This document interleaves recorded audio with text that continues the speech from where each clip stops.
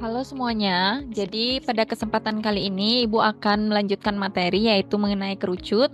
Nah, jadi kita akan membahas mengenai bagaimana cara menemukan luas permukaan kerucut dari suatu permasalahan.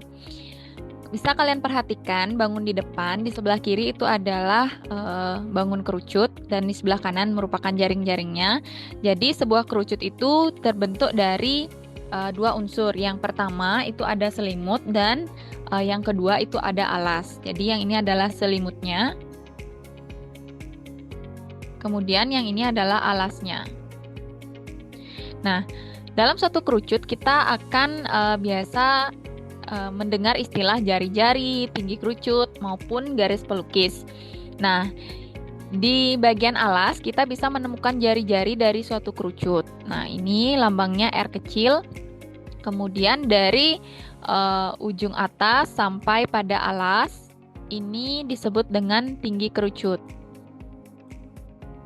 Nah, kemudian dari ujung atas melalui selimut kerucut itu kita akan menemukan garis pelukis yang kita simbolkan dengan S.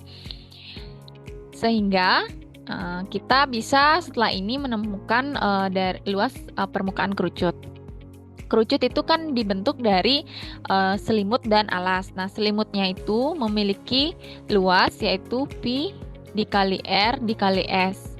Nah, kemudian alasnya ini kan bentuknya lingkaran, sehingga luas alasnya itu adalah Pi dikali R dikali R, atau Pi R kuadrat.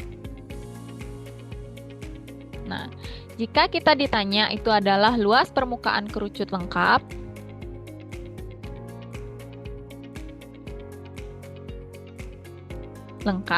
jadi luas permukaan kerucut lengkap yang dimaksud itu dia memiliki selimut dan memiliki alas.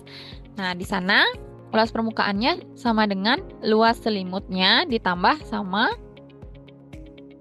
luas alasnya. Nah, untuk luas selimutnya itu Pi kali R kali S atau Pi RS gitu aja ditulisnya. Ditambah luas alasnya Pi R kuadrat. Nah, karena sama-sama ada Pi dan R, kita keluarkan Pi R-nya di sini S ditambah R. Nah, ini adalah rumus dari luas permukaan kerucut yang lengkap. Nah, untuk volume itu rumusnya adalah sepertiga volume kerucut 1/3 kali Pi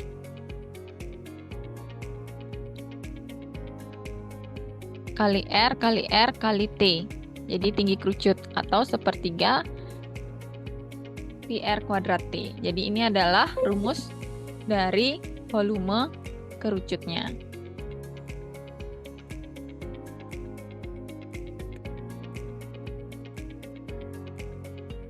Nah, kemudian jika dalam soal itu yang diketahui tidak lengkap, misalkan saja salah satu dari misalnya tinggi ataupun garis pelukisnya tidak diketahui, kalian bisa menerapkan rumus Pitagoras.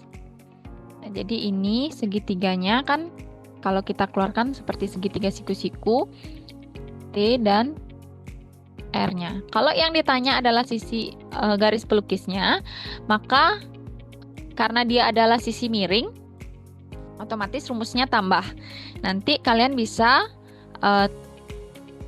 tingginya dikuadratkan ditambah dengan jari-jarinya dikuadratkan, kemudian diakarkan. Itu cara mencari S jika tidak diketahui di soal. Jika jari-jarinya yang tidak diketahui, maka bisa menggunakan rumus Pitagoras juga dengan T kuadrat kurang R kuadrat. Jadi, kalau bukan yang sisi miring, pasti rumusnya kurang.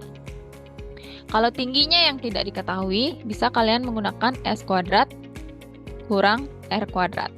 Ya, jadi itulah dari penjelasan untuk luas permukaan kerucut dan volume kerucut. Nah, jangan lupa juga Pi yang dimaksud di sini.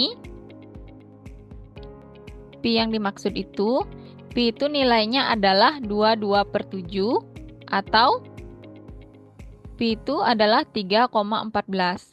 Kita memakai 22/7 jika Jari-jarinya dari jari-jari kerucutnya itu adalah kelipatan 7, artinya bilangan yang bisa dibagi 7. Kita menggunakan 3,14 jika jari-jarinya itu bukan kelipatan 7.